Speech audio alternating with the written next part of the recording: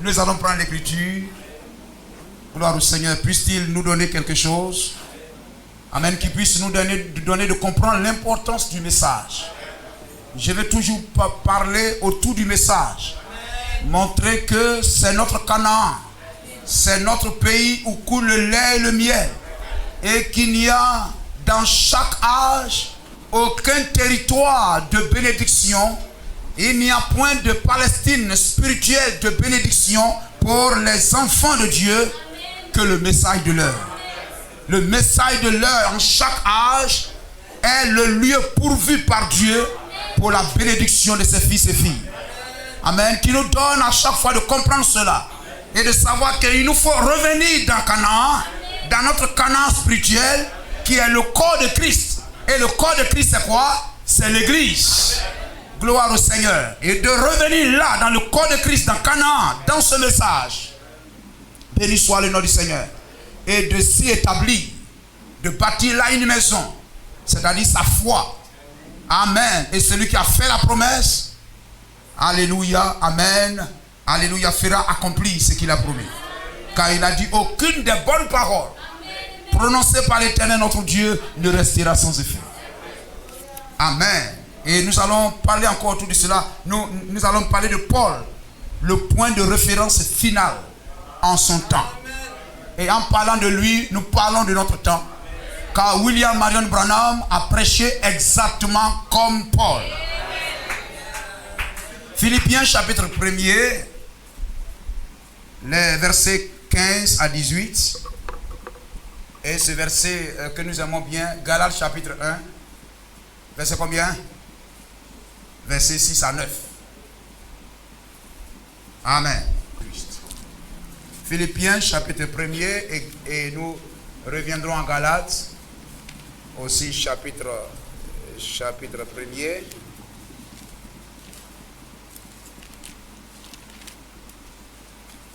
Voilà. À Dieu soit la gloire. Paul, le point de référence final en son temps. Le prophète messager. Nous l'appelons couramment l'apôtre Paul. Gloire au Seigneur.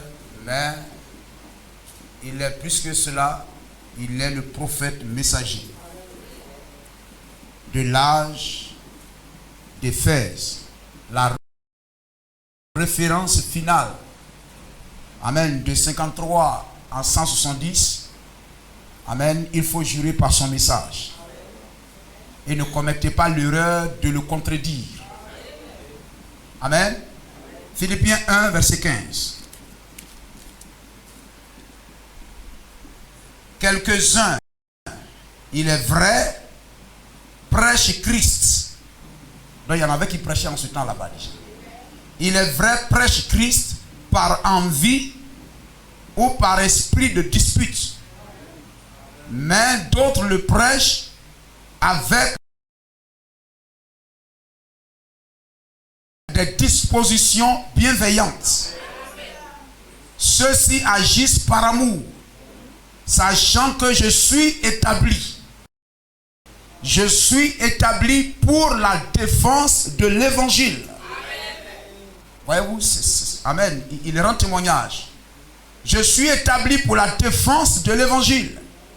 Tandis que ceux-là, d'autres églises, d'autres prédicateurs, animés d'un esprit de dispute, annoncent Christ par des motifs qui ne sont pas purs. Et avec la pensée de me susciter quelques tribulations dans mes liens.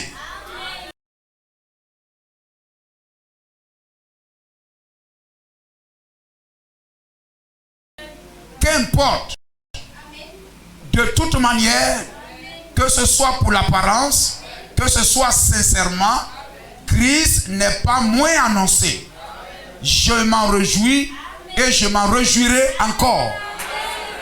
Et après cela, il va mettre un cachet spécial. Galates 1, 6. Béni soit le nom du Seigneur. Certains prêchent Christ, etc. Il finit de parler, il va mettre un sceau.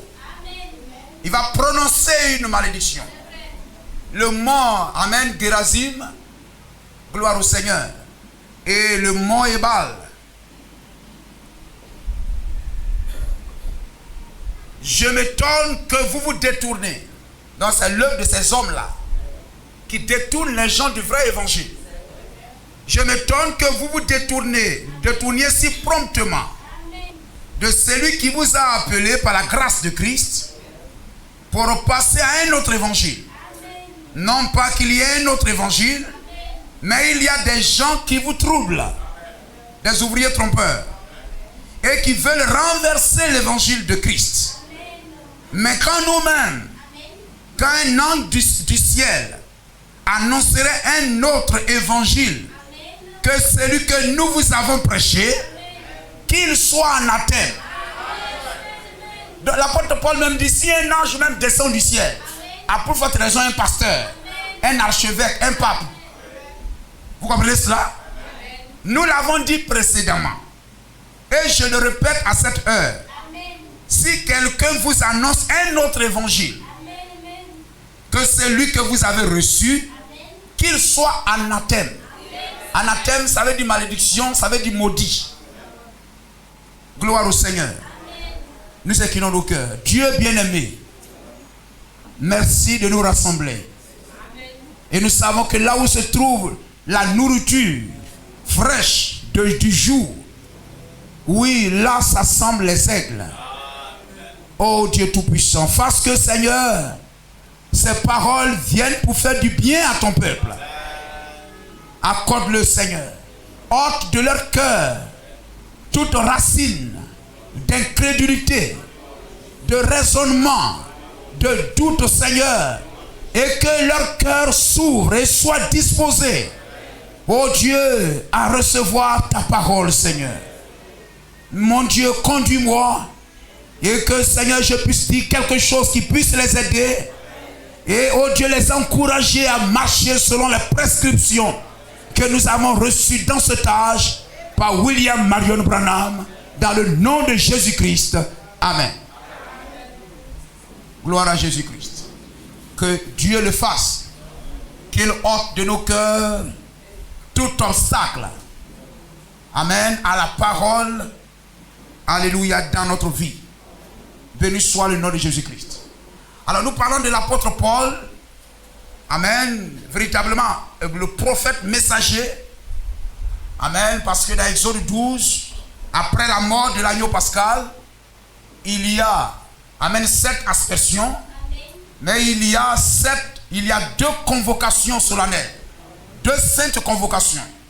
Amen. Le premier jour et le 7e jour. Gloire au Seigneur. Et le premier jour de la, amen, de la mort de l'agneau de l'aspersion, c'est l'âge de Paul. Et l'âge de Paul, c'est un prophète messager. Dans Actes chapitre 13, il est cité. Parmi les prophètes, amen, qui ont été mentionnés, amen, à Antioche. Et le 7e jour, il y a aussi une sainte convocation. Et la convocation est faite par le prophète. Béni soit le nom du Seigneur. Et l'apôtre Paul, amen, c'est un juif, mais qui avait la nationalité romaine. C'est pourquoi lorsque les soldats romains l'ont attrapé, lorsqu'ils l'ont frappé un peu à cause de l'évangile, amen, il a dit, mais vous frappez un citoyen romain, amen, sans qu'il ne soit jugé d'abord. On dit, ah, tu es romain? Il dit, oui, je suis romain. Gloire au Seigneur. Mais il s'est naturalisé. Gloire au Seigneur. Mais de source, nous prenons Philippiens 3, versets 4 à 7. J'aurai sujet de mettre ma confiance à la chair. Si d'autres, si quelques autres croient pouvoir se confier à la chair, je le puis bien davantage. Moi, circoncis le 8e jour, c'était la disposition de la loi. Sous la loi, un enfant mâle qui est né, le 8e jour, il doit être circoncis. Amen. Aujourd'hui, nous ne sommes pas sous la loi. Vous pouvez le circoncire au 10e jour. Ou bien si vous pouvez le laisser jusqu'à quand il va au collège et puis se faire circoncire, c'est votre affaire. La loi du Seigneur ne vous l'exige pas. Hein? Je crois que l'apôtre Paul parle de Timothée ou de Tite. Hein? Timothée, lui, son papa est grec, mais sa maman est juive. Amen. Mais Tite, amen, qui était grec, ne fut pas contraint de se faire circoncire. Vous comprenez cela? Amen. Ce n'est pas une loi de Dieu qui nous y contraint. Béni soit le nom du Seigneur. Circoncis le 8e jour. Amen. Mais il est né sous la loi et il a fait la transition. Amen. Pour la grâce. Pour l'âge de la grâce. Vous comprenez cela? Paul est né, il partait à l'église. Paul n'était pas un païen. Il s'appelait Saul et il est devenu Paul. Gloire au Seigneur. Saul, il était sous la loi. Il partait à l'église. Ce n'était pas un païen. Il connaissait le Dieu de la Bible. Parce que nous parlons, quand nous avons la Bible en main, c'est le Nouveau et l'Ancien Testament. Hein? L'Ancien et le Nouveau Testament adorent le même Dieu. Amen. Et ceux qui sont sous la loi et ceux qui sont sous la grâce, amen, adorent le même Dieu. Gloire à Jésus-Christ. Et amen, Paul était sous la loi. Donc étant sous la loi, avant de connaître Christ, amen, il était contraint de se soumettre aux dispositions, amen, de la loi. Donc circoncis le 8e jour, de la race d'Israël, de la tribu de Benjamin, hébreu né d'hébreu. Gloire au Seigneur. Comme on peut dire ivoirien né d'ivoirien. Amen. De souche pure. Hébreu né d'hébreu. Quant à la loi, pharisien. Amen. Quant aux zèles, persécuteurs de l'église. Gloire au Seigneur. On ne doit pas avoir honte de ce qu'on a été, en fait, d'une certaine mesure. Gloire au Seigneur. J'étais ceci, j'étais méthodiste, j'étais catholique, mais Dieu m'a fait grâce. Il a ouvert mes yeux et j'ai reçu la parole. Béni soit le nom du Seigneur. Amen. Quant aux zèles persécuteurs de l'église, c'est-à-dire il persécutait l'église de Jésus-Christ jusqu'à ce que lui-même, amen, soit touché par la parole et il change de camp. C'est-à-dire il a changé de quoi? Il a changé d'église.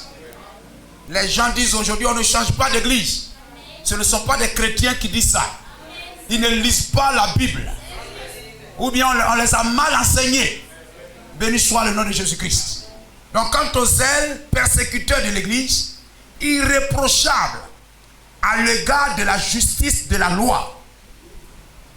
Mais ces choses qui étaient pour moi des gains, je les ai regardées comme une perte à cause de Christ. Gloire au Seigneur. Donc Paul, qui s'appelait Saul, partait à l'église. Lorsque Jésus même est venu, c'est dans leur église Jésus a commencé à partir. Comme William Branham partait à l'église baptiste. Amen. Paul aussi partait dans cette église appelée église pharisienne.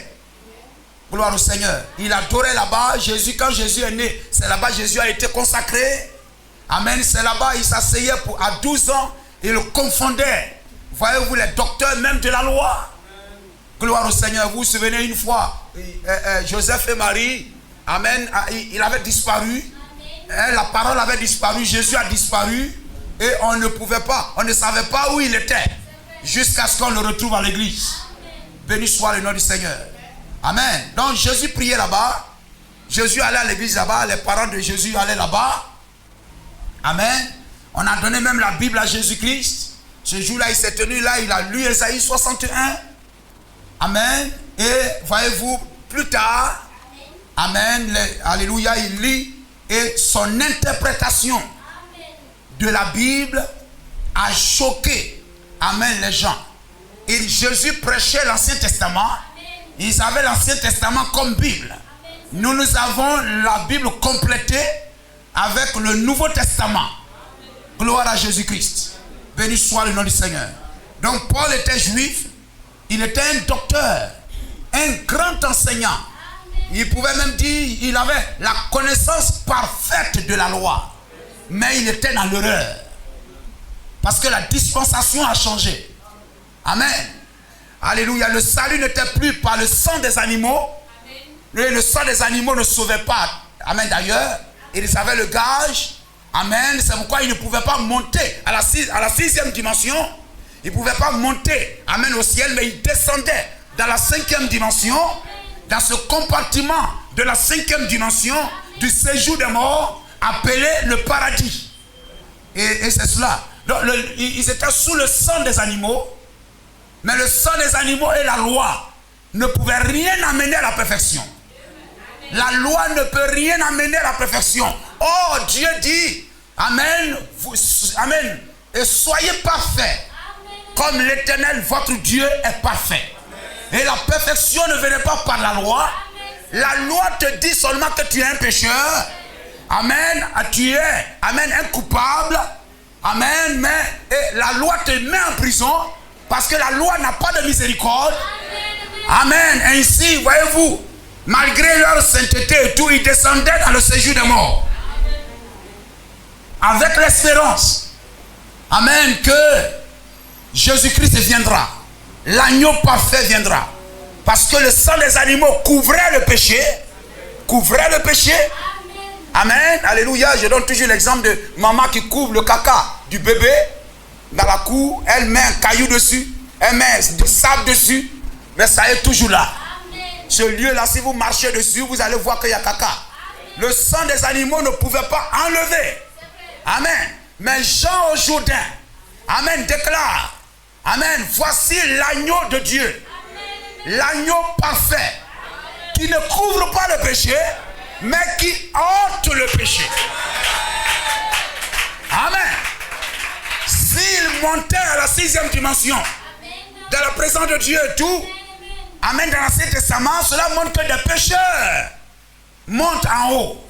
Non, mais aussi longtemps que leur péché est sur eux, ils ne pouvaient pas monter. Béni soit le nom de Jésus-Christ. C'est pourquoi voyez-vous combien, depuis même le jardin d'Éden, lorsque Adam avait péché, il lui fut, amen, interdit d'avoir part à l'arbre de vie. Le chemin de l'arbre de vie lui était interdit, fermé. Amen. Il était sur la terre ici. Il était le gardien de l'arbre de vie. Il était le gardien du chemin de l'arbre de la vie. Le chemin de la vie. Gloire au Seigneur. Il était, amen, une représentation des 4 êtres vivants dans le ciel. Vous comprenez cela? Des 4 êtres vivants dans le ciel. Alors quand lui, il avait désobéi, amen, les 4 êtres vivants sont descendus pour garder le chemin, amen, de la vie. Le chemin de la vie. Béni soit le nom de Jésus-Christ. Parce que, voyez-vous, lorsqu'il a péché, Dieu l'a couvert, a tué un animal et l'a habillé avec la peau d'un animal, avec le sang de l'animal. Béni soit le nom du Seigneur. Mais le péché était toujours là. Tu n'es pas appelé à porter des peaux d'animaux pour t'identifier. Dieu ne t'a pas destiné à t'identifier à un animal, mais à t'identifier à lui-même, à Jésus-Christ. Béni soit le nom du Seigneur. Amen. Ainsi, voyez-vous, le sang des animaux, amen, la loi ne pouvait rien amener à la perfection. Béni soit le nom de Jésus-Christ. Amen. Alors, voyez-vous, Jésus-Christ vint. Et Jean dit, voici l'agneau de Dieu qui ôte le péché du monde. Amen. Afin que lui, en mourant, amen, nos péchés soient ôtés. Et que désormais nous puissions entrer dans la présence de Dieu. Amen. Par le baptême du Saint-Esprit. Amen. Par le baptême du Saint-Esprit. Alléluia. Nous sommes une partie du corps de Christ. Et si Christ est parfait, chaque partie de son corps est parfaite. Amen. Et si vous êtes une partie de son corps, vous êtes parfait. C'est pourquoi la Bible dit, l'apôtre Paul dit, amen, il nous a fiancés à Christ pour nous présenter devant lui une épouse glorieuse, parfaite, irréprochable, mais sainte. Alléluia. Béni soit le nom de Jésus-Christ. Amen. Et voyez-vous combien, amen, alléluia, Paul, lorsque il n'avait pas connaissance, la révélation de cela, il croyait que ce qu'il avait était parfait, était la chose la plus glorieuse. Mais lorsque il a connu Christ, amen, il s'est rendu compte que ce qu'il croyait être le plus parfait, le mieux, n'était rien du tout. Donc Paul est un docteur. Un docteur, c'est un grand enseignant. C'est lui qui a la connaissance exacte de la chose. Gloire à Jésus-Christ. Un prophète messager. Il était plus que prophète. Il était un messager. Dans Matthieu chapitre 11, versets 9 à 10.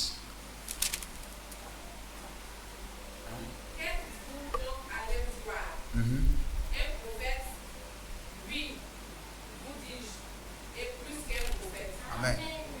Oui, 10. 10, le verset 10. C'est celui. Car c'est celui dont il est écrit. Amen. Voici, j'envoie mon messager devant ta face. Amen. Pour préparer ton chemin devant toi. Merci, merci. Gloire à Jésus-Christ. Vous comprenez cela? Plus qu'un prophète. Amen, un messager. Parce qu'un simple prophète, un prophète d'Éphésiens 4, 11, il n'a pas de message. Il n'a pas de message. Mais c'est un prédicateur de la parole avec un don de voyant. Gloire à Jésus-Christ. Amen. Il peut soit dormir et avoir une révélation exacte sur la vie ou quoi. Ou bien même pendant qu'il ne dort pas. Amen. Avoir une vision. Un songe est une vision. Mais là vous avez quand vous dormez. Mais la vision simplement pendant que vous ne dormez pas. Amen. Le subconscient et la conscience deviennent un. Et sans même dormir, vous pouvez voir quelque chose de surnaturel. Béni soit le nom du Seigneur. Amen. Gloire à Jésus-Christ. Et voyez-vous, donc un prophète est un prédicateur, mais avec un don de voyant. C'est pourquoi une prophétesse, amen, la version Louis II parle de prophétesse. Une prophétesse, ce n'est pas une femme prophète. Comme on dit directeur, directrice. Directeur, directrice. Préfet, préfète. On est en train de l'émancipation de la femme. Les femmes sont en train de prendre le pays et tout ça. On change les lois pour, etc. et tout ça. Béni soit notre directeur, directrice. Non, ce n'est pas une femme directeur. Amen. Mais une prophétesse, lui second dit prophétesse, c'est une servante du Seigneur. C'est seulement une servante du Seigneur, comme nos sœurs sont là. Amen. Avec un don de voyant. Elle peut avoir une vision, etc. de façon continuelle. Ça veut dire qu'elle a ça. Ce n'est pas, amen, de quelques rares fois, mais c'est une habitude pour elle. Béni soit le nom du Seigneur. Mais un prophète, c'est un prédicateur et voyant. Gloire à Jésus-Christ. Amen. C'est pourquoi, voyez-vous, dans le message, amen, dans le message, nous pouvons avoir des prophètes. Ce n'est pas une seule personne qui doit être prophète, mais nous pouvons avoir beaucoup de prophètes. Au jour d'Élie, Élie était le seul prophète majeur. Mais autour de lui, il y avait, amen, plusieurs prophètes. Et Abdias, amen, je crois dans 1 Roi chapitre 18, amen, Abdias pouvait dire, amen, j'ai caché les prophètes de l'Éternel, 50 par 50, amen, lorsque Jézabel mettait à mort les prophètes de l'Éternel. Donc c'était des personnes avec un don de voyant, amen, mais le seul qui avait le message pour l'âge, c'est Élie. Et les prophètes de Éphésiens 4:11 doivent marcher selon ce que le messager a dit.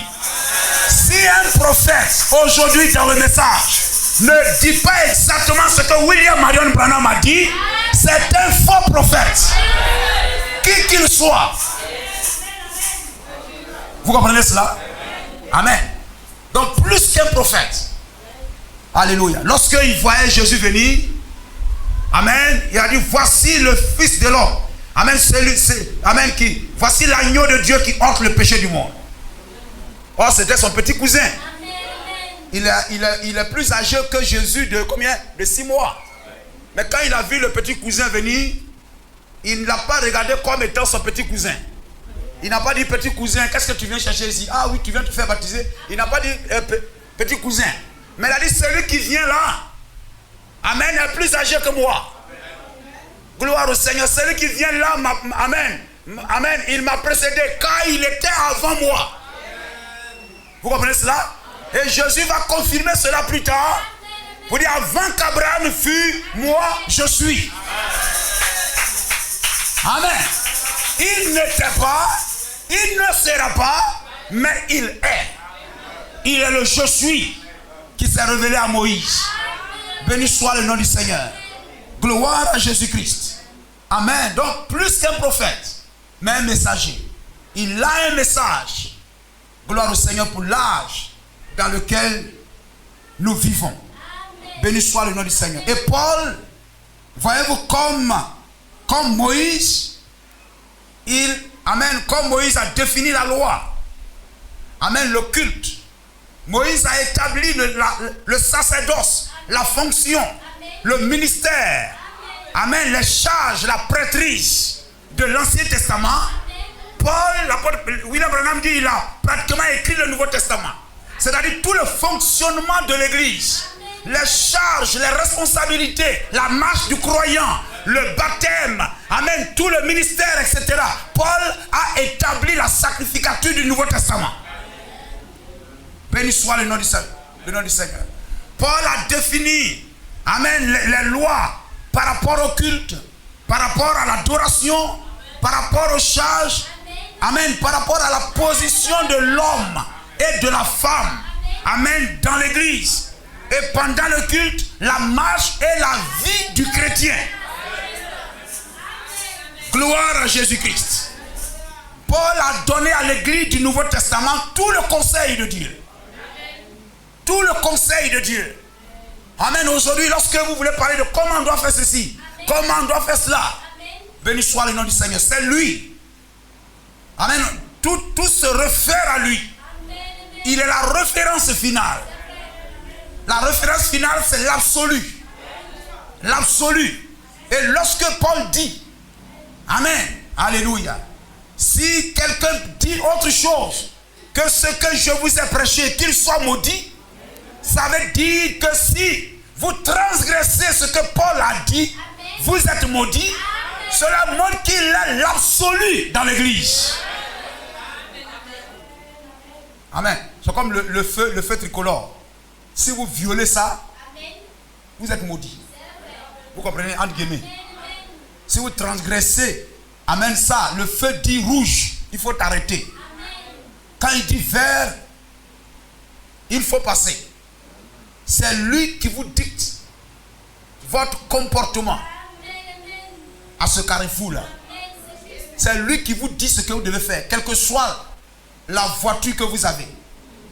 Même si vous êtes plus cher que lui. Même si peut-être on l'a fabriqué, c'est des poteaux de fer, des gondolés, etc. et tout.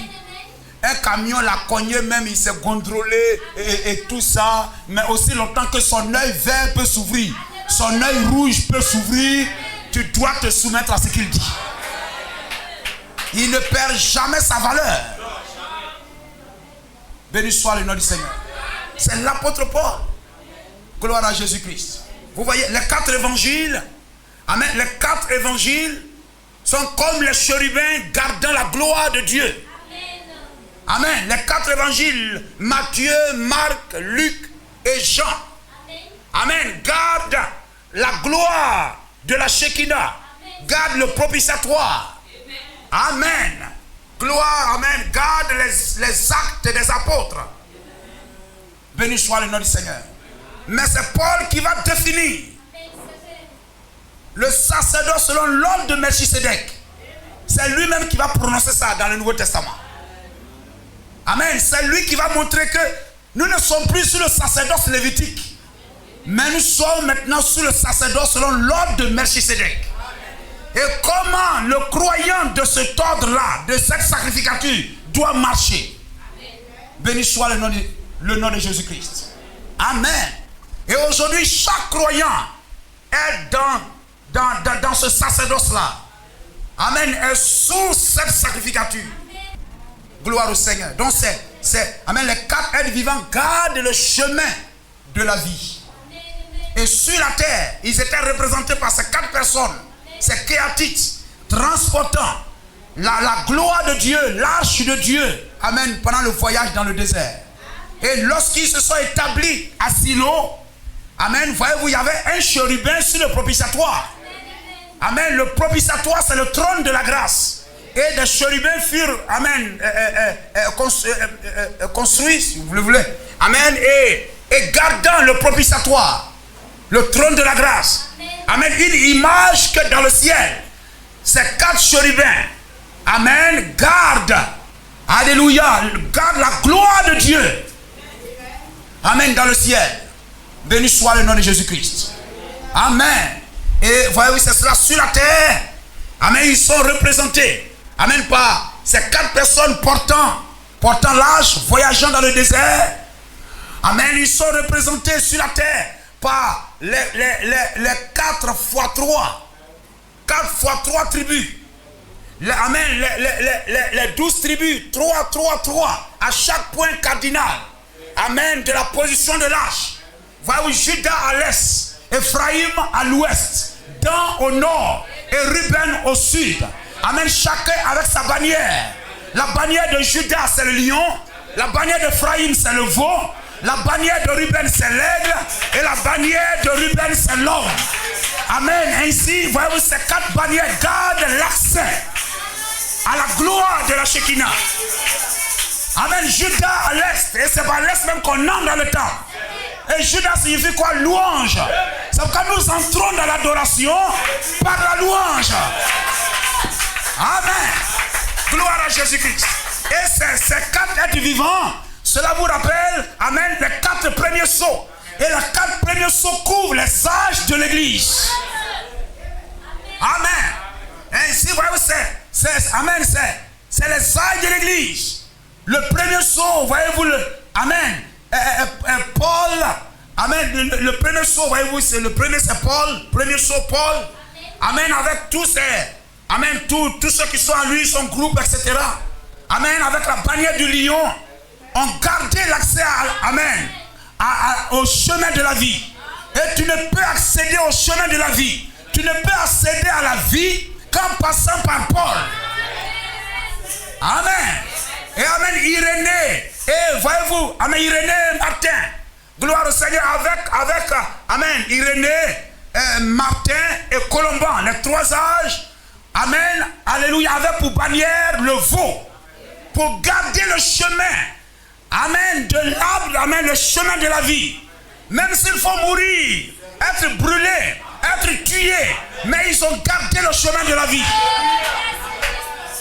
Et Luther et Wesley, amen, avec la bannière de l'homme, ont gardé le chemin, amen, de la vie. Et William Marion Branham, voyez-vous les 7 âges, avec la bannière de l'aigle, dans cet âge, avec chacun de vous et moi, nous gardons le chemin de la vie. Alléluia. C'est pourquoi on ne doit pas jouer avec la parole. On ne doit pas jouer avec la parole. Gloire au Seigneur. Nous gardons le chemin de la vie.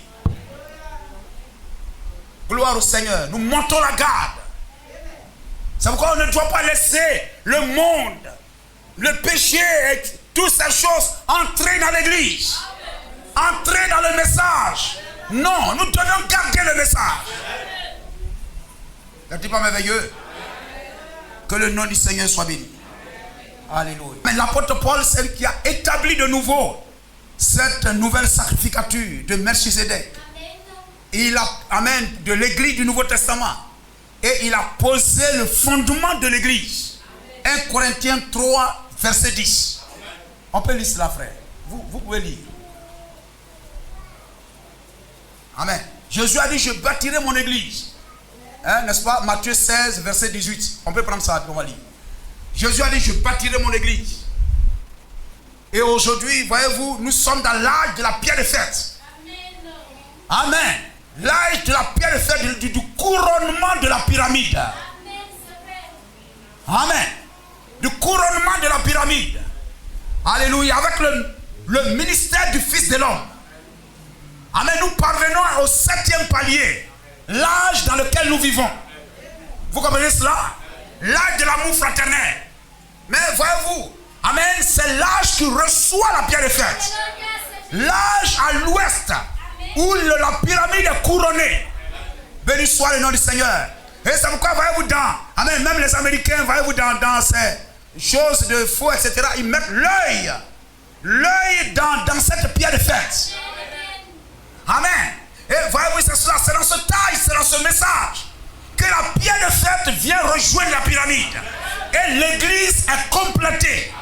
Amen. Voyez-vous, gloire au Seigneur. Une fois William Branham pour recevoir la révélation des sceaux. Amen. Gloire à Jésus-Christ.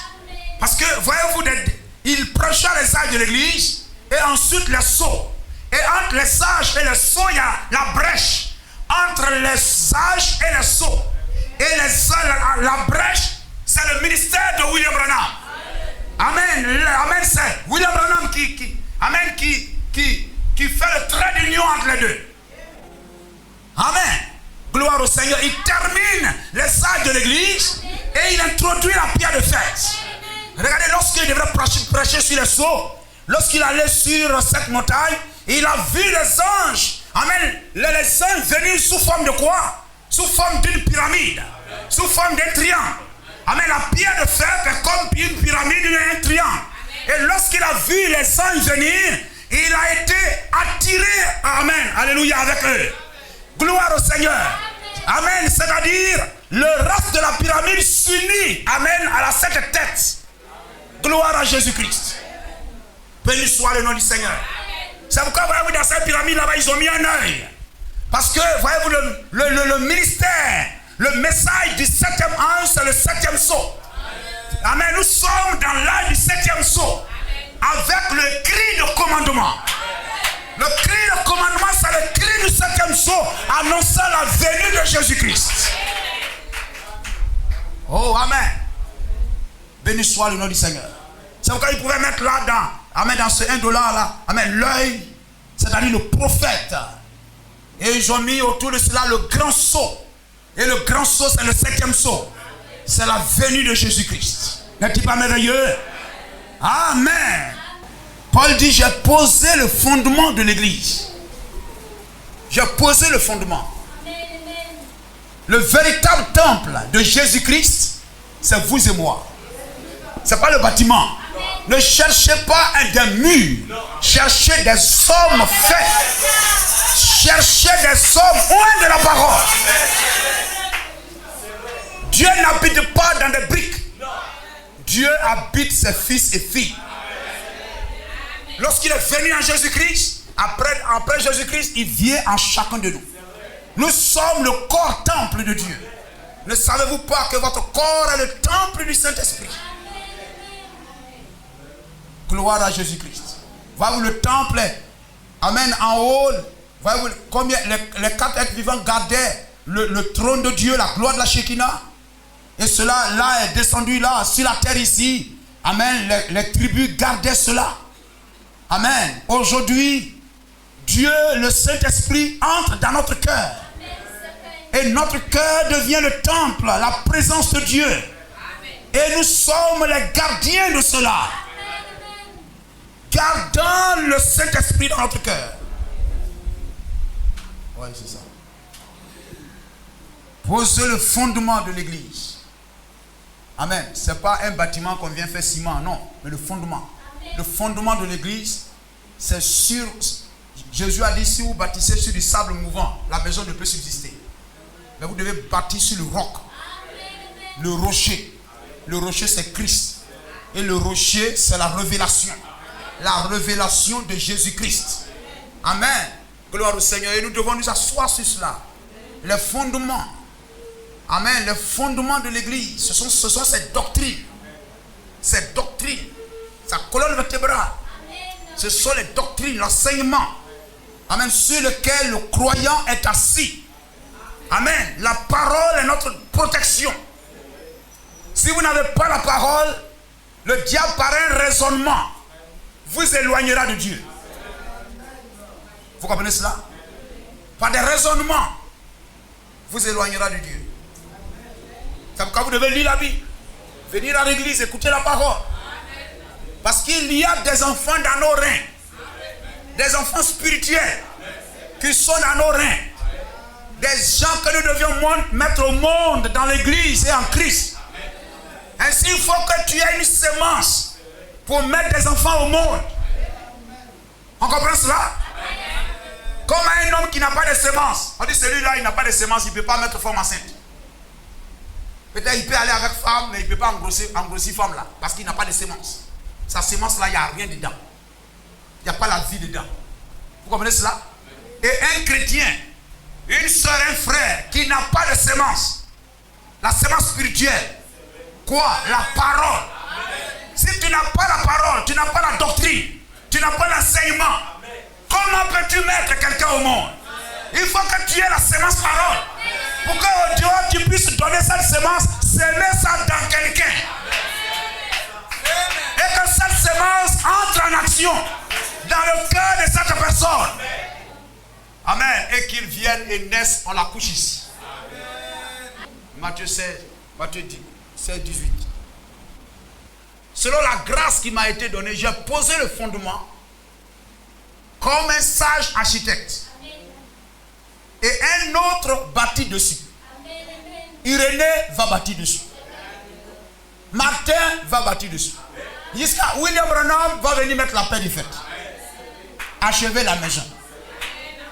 Vous comprenez cela? Amen. Alors il viendra l'habiter, il viendra prendre l'enlèvement. Un autre bâtit dessus. Mais que chacun prenne garde. Parce qu'il y a de faux bâtisseurs. Vous voyez qu'aujourd'hui, par exemple à Jérusalem, sur le mont du Temple se trouve le dôme du rocher, construit en 691. Amen, par Abdel Malik, la mosquée d'El Omar, à Jérusalem, que vous voyez là le dôme, le truc rond brillant. Le diable ne cherche rien d'autre à bâtir nulle part que là où se trouve la vraie église. Il convoite toujours la vraie église. Amen. Il n'est jamais satisfait. Il a toutes ses dénominations et tout, mais ce qu'il veut, c'est la vraie église. Gloire à Jésus-Christ. Amen. Et il va venir là, il va venir bâtir là, en ce même emplacement d'où Salomon a bâti. C'est là qu'ils vont venir bâtir une mosquée. C'est là qu'ils vont venir lire le Coran. Gloire au Seigneur. Amen. Et voyez-vous, de faux bâtisseurs, le diable ne cherchera pas à bâtir nulle part que sur le message. Ils vont venir dire, nous sommes du message. Mais leur doctrine, ce n'est pas le message. Gloire au Seigneur. Et ils vont vouloir empêcher même que vous puissiez dire, William Branham a dit. Quand vous dites William Branham a dit, ils ne sont pas contents. Mais cependant, ils disent, nous sommes du message.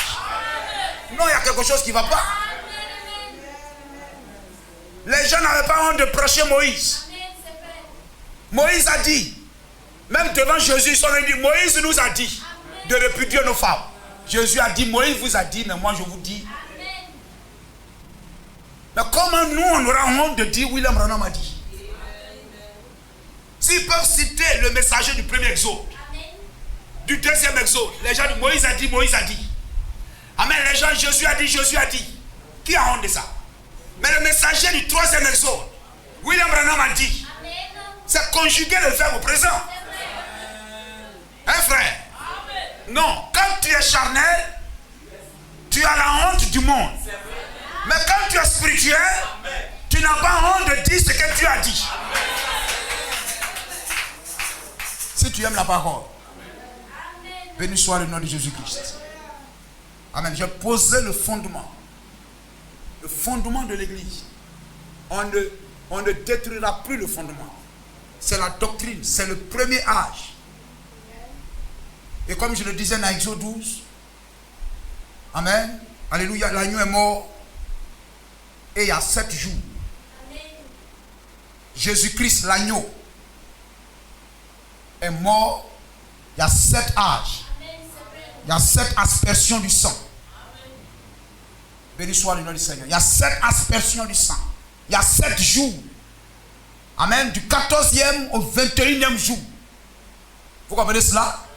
Amen. Il y a 7 jours après l'immolation de l'agneau. Ces 7 jours, ce sont les 7 âges de l'église.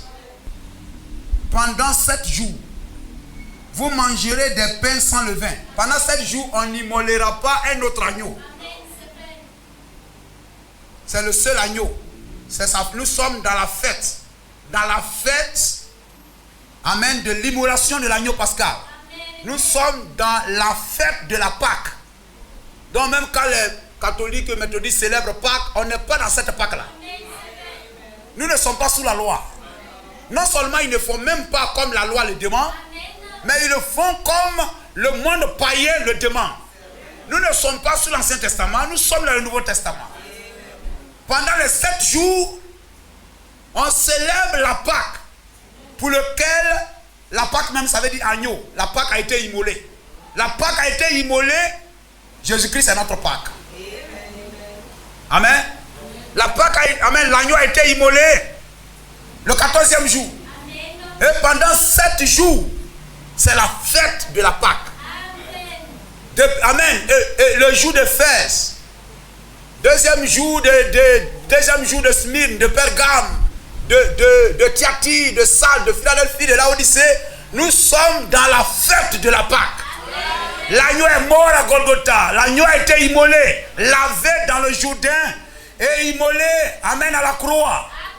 Gloire au Seigneur. Et nous sommes dans les 7 jours de la fête de la Pâque. Il n'y a pas aujourd'hui un Pâque et puis demain c'est pas Pâque. Non. Tous les jours c'est Pâque. On ne définit pas le jour d'aujourd'hui comme le jour sur l'Ancien Testament. Amen. De 53 à 70, ça fait un jour. Hein? De 53 à 170, ça fait un jour. De 170 à 312, ça fait deuxième jour. De 312 à 606, ça fait troisième jour. De 606 à 1520, ça fait quatrième jour. De 1520 à 1750, ça fait un cinquième jour.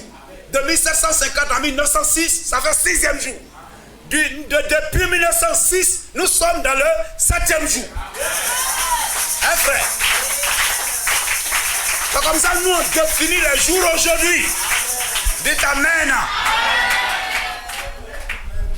Gloire au Seigneur. Amen.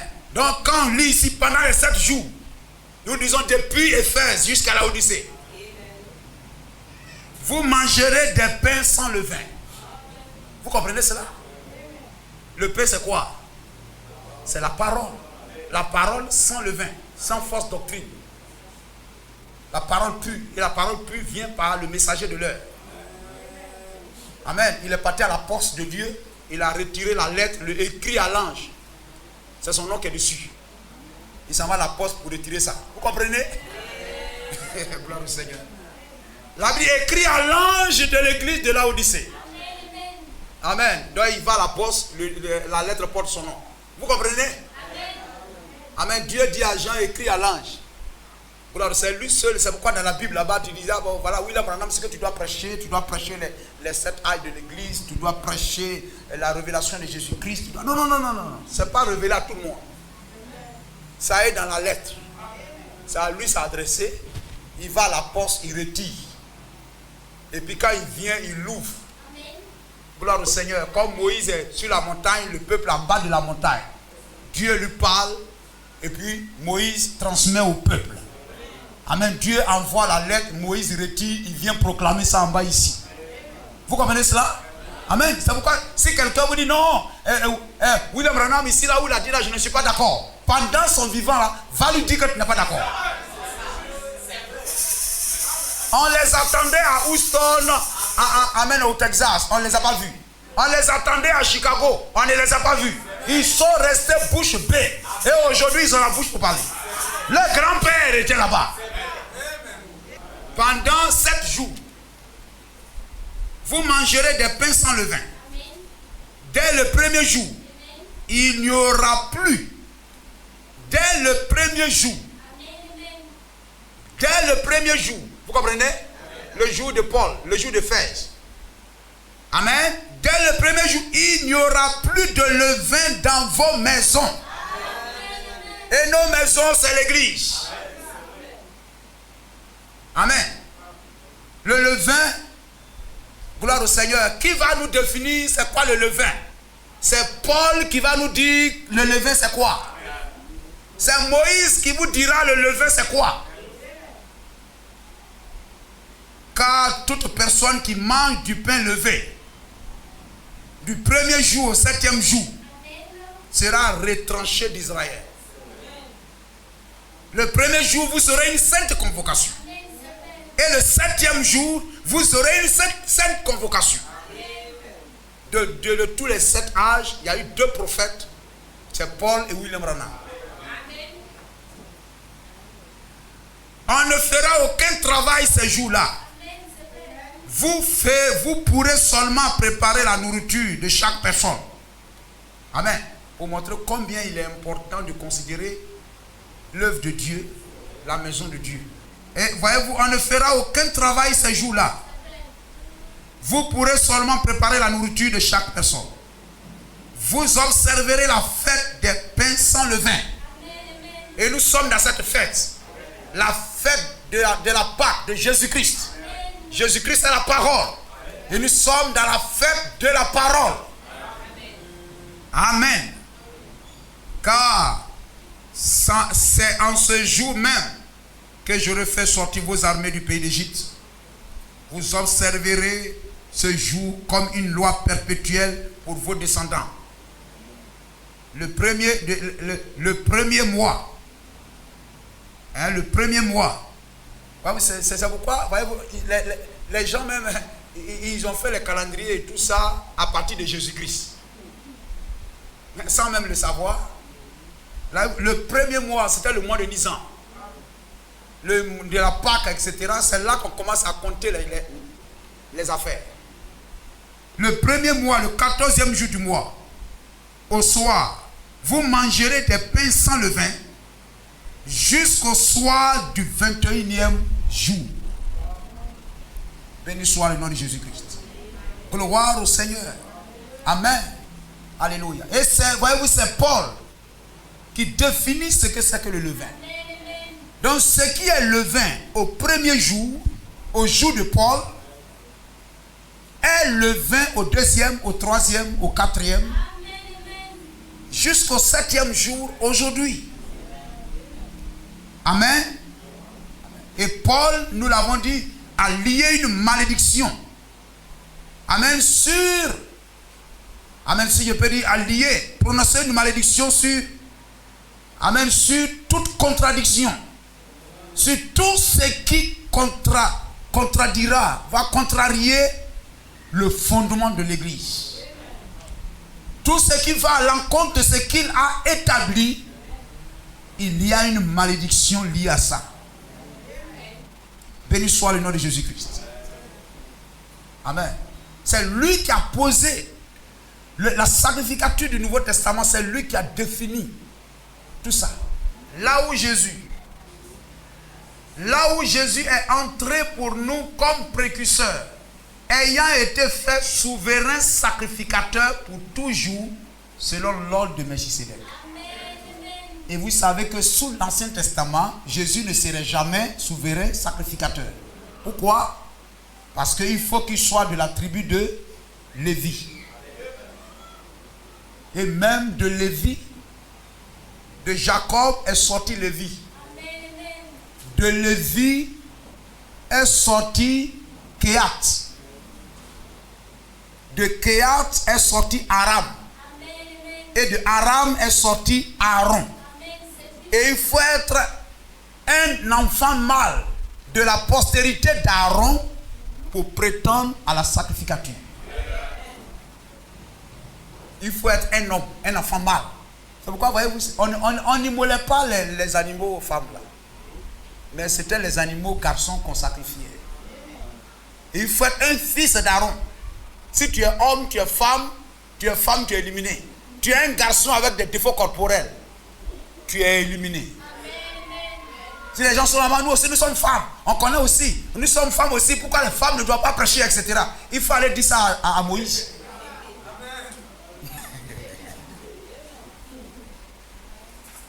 Amen. Nous tous là, nous avons le Saint-Esprit. Nous tous. Va dire ça à Paul. Au jour de Paul, là, les gens n'avaient pas cet esprit. Et puis les gens sont là à donner offrande à ça. Ça, c'est bâtir l'autel du diable. C'est bâtir l'autel du diable. On a l'impression que c'est aujourd'hui la Bible, là, ça a été écrit. Amen. Voyez-vous? Le verset premier. En effet, ce Melchisedec, roi de Salem, sacrificateur du Dieu très haut. C'est ce que je disais en entame. Sous ce sacerdoce, amen, hier Jésus ne pouvait pas être sur le sacerdoce de Lévi d'Aaron, parce qu'il est de Juda. Donc si Jésus est souverain sacrificateur, il faut qu'il y ait changement de loi, changement de sacrificature. Amen, il faut qu'il y ait changement de loi. Amen, c'est pourquoi quand nous passons du sacerdoce d'Aaron au sacerdoce de Melchisedec, alors, amen, il n'y a plus de différence entre juifs et grecs. Amen, alors, j'ai toute tribu, c'est un sacerdoce spirituel. Gloire au Seigneur. Alors Jésus est souverain sacrificateur de ce sacerdoce. Ou dans ce sacerdoce, il est roi et sacrificateur. Et pourquoi lorsque nous entrons dans ce sacerdoce, il a aussi fait de nous des rois et des sacrificateurs. Parce que nous sommes dans ce sacerdoce-là. Hébreux 7.1. C'est ça? Gloire au Seigneur. Qui alla au devant d'Abraham lorsqu'il revenait de la défaite des rois et qui le bénit. À qui Abraham donna la dîme de tout. Amen. Qui est d'abord roi de justice. D'après la signification de son nom. Ensuite roi de Salem. C'est-à-dire roi de paix. Qui est sans père, sans mère. Qui? C'est Jésus-Christ. Gloire au Seigneur. Celui qui mangeait avec Abraham, c'était Christ. Gloire au Seigneur. Et Christ n'a ni père ni mère. Il est le je suis. Il est plus âgé que Marie. Gloire au Seigneur. Jésus, Marie est plus âgée que Jésus. Mais Marie n'est pas plus âgée que Jésus-Christ. Hein, frère? Gloire au Seigneur. Christ, c'est Dieu lui-même. Et Jésus, c'est le temps dans lequel Christ est venu habiter. Béni soit le nom de Jésus-Christ. Vous comprenez cela? À partir du Jourdain, au Jourdain, la plénitude de la Amen de Dieu est venue tabernacler, habiter dans le temple de Jésus. Alors Jésus est devenu Jésus-Christ. Béni soit le nom du Seigneur. Vous comprenez cela? Il n'a ni père ni mère. Sans généalogie. C'est-à-dire qu'il n'y a rien avant lui. Qui n'a ni commencement de jour ni fin de vie. Il est éternel. Ça veut dire qu'il vit encore aujourd'hui. Et qui est-il? Jésus-Christ. Mais qui est rendu semblable au Fils de Dieu. Ce Melchisedec demeure sacrificateur à perpétuité. Amen. Considérez, on va lire. Considérez combien est grand celui auquel le patriarche Abraham donna la dîme du butin. Ceux des fils de Lévi qui exercent le sacerdoce ont d'après la loi l'ordre de lever la dîme sur le peuple. C'est-à-dire sur leurs frères qui cependant sont issus des reins d'Abraham. Gloire à Jésus-Christ.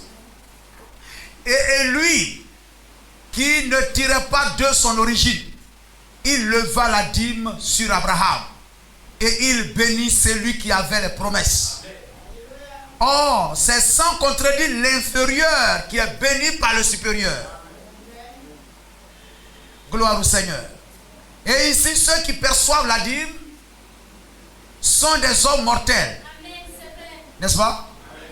Gloire au Seigneur. Mais là, c'est celui dont il est attesté qu'il est vivant. De plus, Lévi, qui perçoit la dîme, l'a payé pour ainsi dire par Abraham. Car il était encore dans les reins de son père lorsque Melchisedec alla au devant d'Abraham. Et si donc la perfection avait été possible par le sacerdoce lévitique, car c'est sur ce sacerdoce que repose la loi donnée, amen, au peuple, qu'est-il encore besoin qu'il parût un autre sacrificateur selon l'ordre de Melchisedec et non selon l'ordre d'Aaron. Je vais vous faire voir que c'est l'apôtre Paul qui définit, qui met l'église en ordre et qui montre toutes ses fonctions, ses charges, ses dispositions. Amen. Qui doit régir l'église du Nouveau Testament. C'est lui dans Ephésiens 4:11 va citer les fonctions. Amen. Les charges. Dans 1 Timothée chapitre 3, il va citer l'évêque, le diacre. Amen. Doit être mari d'une seule femme. Mari de ceci, etc. Ils doivent, amen, être sobres, etc. L'apôtre Paul a défini toutes ces choses-là. Et c'est lui qui dit qu'une femme ne doit pas prêcher. Donc si une femme ne doit pas prêcher, le fait qu'une femme prêche, c'est du levain. Je ne sais pas si les gens ont une nouvelle Bible dans laquelle on dit une femme peut prêcher. Mais si c'est la Bible là, cette Bible là, non. J'aime la version Simmer que j'ai achetée. Une femme n'interviendra pas dans une assemblée. C'est propre comme ça. Une femme n'interviendra pas. Donc si tu t'en vas écouter, c'est le pasteur Chantal qui va nous prêcher aujourd'hui. Tu es en train de bâtir l'autel du diable. Tu es en train de soutenir l'œuvre du diable. Quelque chose qui est contraire à la parole de Dieu. Tu es en train de soutenir ça. Quelle que soit la prédication mielleuse, quel que soit les miracles, quel que soit ce qu'elle va faire, elle est en dehors de la parole de Dieu. Dans Matthieu 24, verset 24, la Bible dit les faux prophètes feront des miracles extraordinaires, au point même de séduire les élus si cela était possible. Mais cependant, ils sont faux. Ce ne sont pas les miracles qu'ils font qui sont faux. Ils sont faux à cause de leur doctrine. Ils sont faux à cause de leur enseignement. Une femme peut faire des miracles et toutes ces choses. Mais lorsqu'elle se tient derrière la chair pour manipuler le fait divin, cela n'est donné qu'aux enfants mâles. Gloire au Seigneur. Amen. Alléluia. Anne, la maman de Samuel, lorsque elle recherchait cet enfant, dans 1 Samuel 1, verset 11. Prenez ça. Dans 1 Samuel 1, verset 11, on m'a dit, Seigneur, si tu donnes à ta servante un enfant mâle. Elle n'a pas dit, si tu donnes à ta servante un enfant, je vais te le consacrer pour qu'il soit à ton service. Non. Hein, frère? Mais si tu donnes à ta servante un enfant mâle. Gloire au Seigneur. Les gens luttent avec la Bible. Les gens qui font prêcher les femmes, etc. Ce sont des papes évangéliques. Des papes évangéliques. Hein, c'est le pape qui dit, oui, c'est pas bien de brûler des gens à cause de l'homosexualité. Ce sont aussi des enfants de Dieu. Il faut dire, ce sont mes enfants. Oui, mais bien sûr. Non, les gens, c'est des démons. Toi, tu es en train de dire à Dieu, c'est pas bien que Dieu brûle Sodome, brûle ces gens-là parce que ce sont aussi des enfants de Dieu. Et tu dis ça à Dieu. Il faut dire, ce sont tes enfants. Donc, c'est lui qui est en train de les brûler là. Il ne sait pas qui ces gens-là sont. C'est toi qui sais ça. C'est toi qui veux conseiller Dieu. Gloire au Seigneur. Amen. Donc vous prenez la Bible là. Non, etc. Et tout ça, c'est l'apôtre Paul qui dit que, etc. Une femme ne doit pas prêcher, etc. Et tout ça. Nous ne sommes pas d'accord avec ça. Et puis les enfants de Dieu sont là, les filles et puis les garçons là. Oui, amen, prophétesse Chantal. Prophétesse Chantal, nous sommes avec toi. 1 Samuel 1:11. Elle fit un vœu en disant, Éternel des armées, si tu daignes regarder l'affliction de ta servante, et si tu te souviens de moi, et n'oublie point ta servante, et si tu donnes à ta servante un enfant mâle. C'est l'enfant mâle qui est introduit dans la sacrificature. Amen. Si tu donnes à ta servante un enfant mâle, je le consacrerai à l'Éternel pour tous les jours de sa vie. Amen. Le rasoir ne passera point sur sa tête. Gloire à Jésus-Christ. Frère, soyez jaloux de la parole de Dieu. Ne suivez pas, je ne sais pas quoi, parce que c'est votre papa qui est pasteur. Non. Gloire au Seigneur. Les enfants de Corée, c'est ça, non? La Bible dit les enfants de Corée ne mourrent point. Parce qu'ils n'ont pas suivi la voie de leur papa. Jonathan, fils de qui? Fils de Saül, a-t-il suivi son papa? Amen. Mais il aimait le oint. C'est lui que Dieu a oint. Son papa, c'était le message d'hier. Son papa était oint, n'est-ce pas? Mais c'était le message d'hier. Mais maintenant, Samuel a oint une nouvelle personne.